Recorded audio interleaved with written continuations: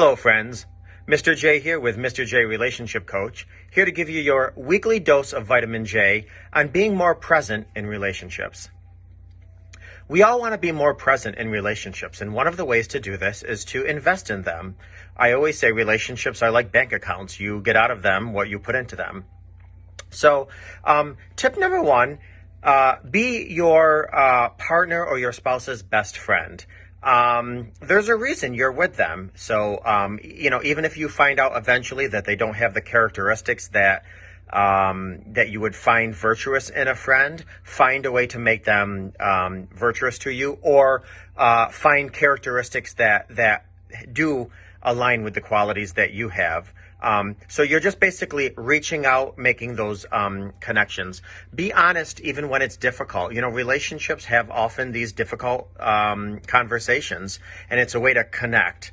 Number three, don't hold back on the compliments. If you think your partner did a great job parallel parking or helping an old lady across the street or calming a tantruming child, let them know that you're impressed. Make sure you leave work at work.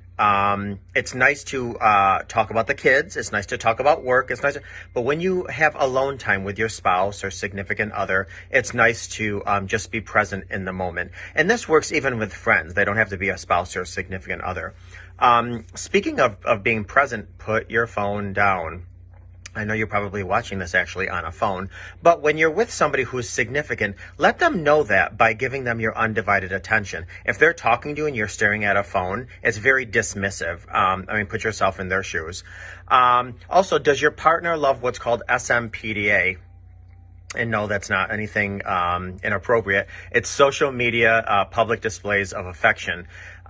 Sometimes our partner, our spouse, loves it when somebody posts, I so enjoy so-and-so, or he's so cute, or she's so adorable, or blah, blah. Do they enjoy social media public displays of affection? And if they do, write a little something, or put a heart or an emoji or something nice on something they post.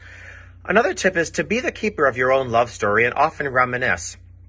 There's nothing sweeter to some people than to say, do you remember back, so-and-so when we went here and there and you said this to me, or I gave you a flower, or you brought me my tomato sandwich from this restaurant because you knew that was my favorite.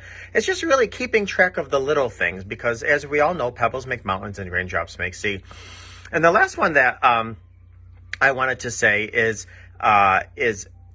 when there's something that needs to be addressed, try to write it down and bring it up at another time. I think I've said this in another video, but so many times we bring up what's bothering with us in the moment, and it kind of brings down the moment. Now, if it's a needed, necessary topic or conversation that needs to be addressed at the moment, by all means.